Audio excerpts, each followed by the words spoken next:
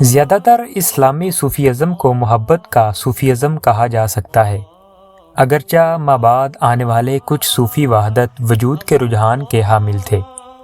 یہاں پر محبت خدا کے ساتھ اعلیٰ ترین ملاپ کی نمائندگی نہیں کرتی، لیکن یہ اس سڑک پر ایک اسٹیشن کی مانند ہے جو زیادہ مکمل شناخت کی جانب جاتی ہے۔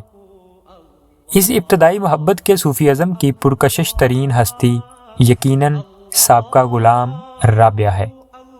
ان کے ساتھ رات کے وقت کی جانے والی کچھ مخصوص دعائیں منسوب کی جاتی ہیں۔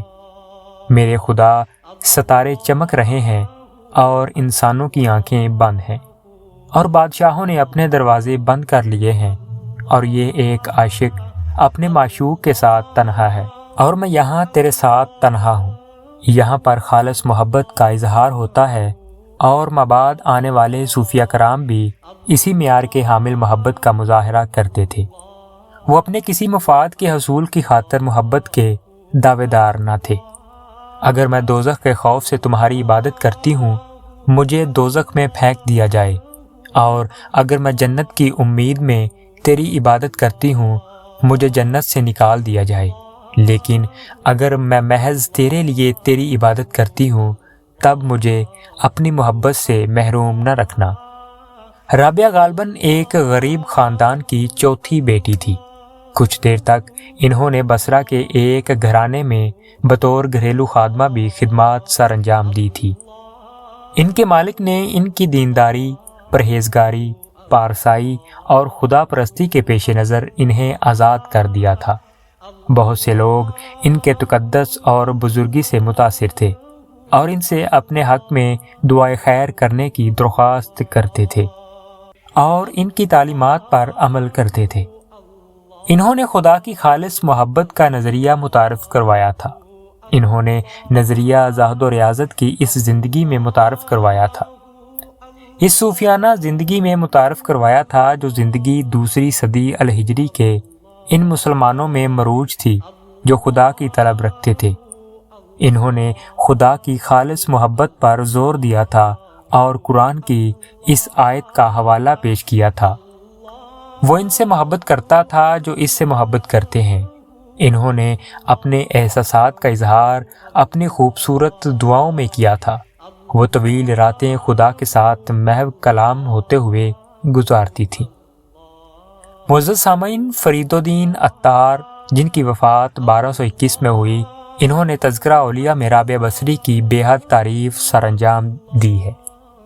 رابعہ بصری کے ساتھ کئی ایک روایات بھی منسوب ہیں۔ کہا جاتا ہے کہ جب وہ حج بیت اللہ کے لیے گئی تھی، تب کعبہ بذات خود ان کے استقبال کے لیے آیا تھا، اور انہوں نے کہا تھا کہ مجھے اس گھر کے مالک کی ضرورت ہے اور اس گھر کی ضرورت نہیں ہے۔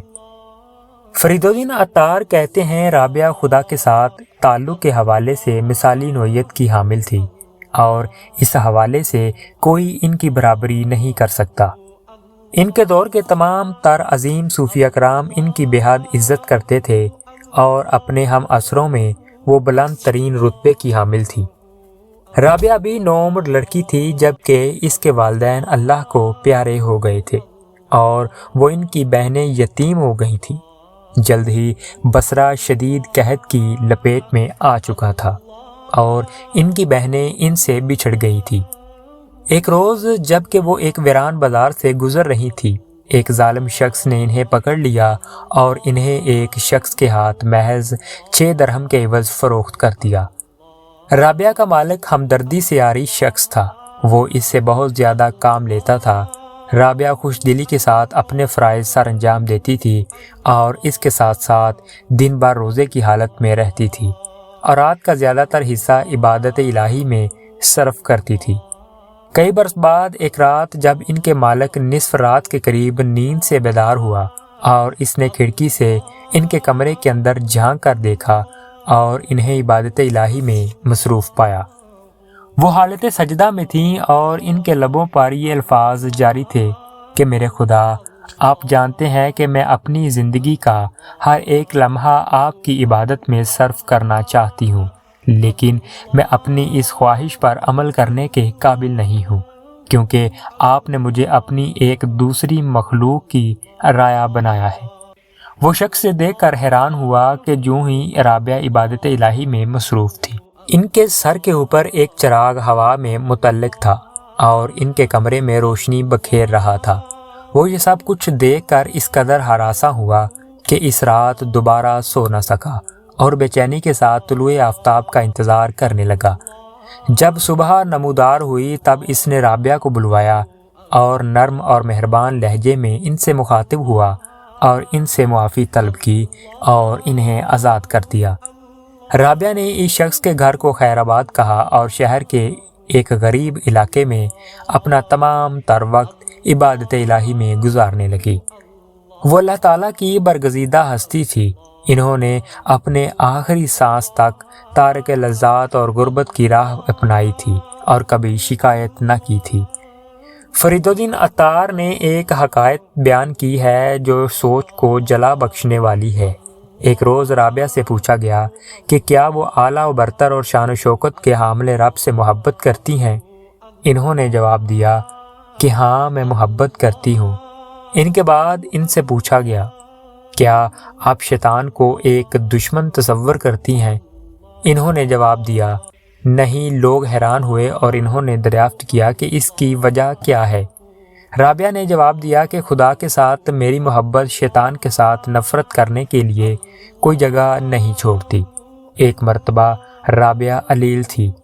ایک شخص عیادت کے لیے آیا اور ان سے دریافت کیا کہ ان کی علالت کی وجہ کیا تھی۔ رابعہ نے جواب دیا خدا کی قسم مجھے اپنی علالت کی وجہ معلوم نہیں ہے، ماں سوائے اس کے کہ جنت میرے سامنے ظاہر کر دی گئی تھی اور میرے دل میں اس کی خواہش پیدا ہوئی تھی، اور میں نے سوچا کہ میرا خدا مجھ سے بدگمان ہے اور میری سرزنش کر رہا ہے اور محض وہی مجھے خوش کر سکتا ہے۔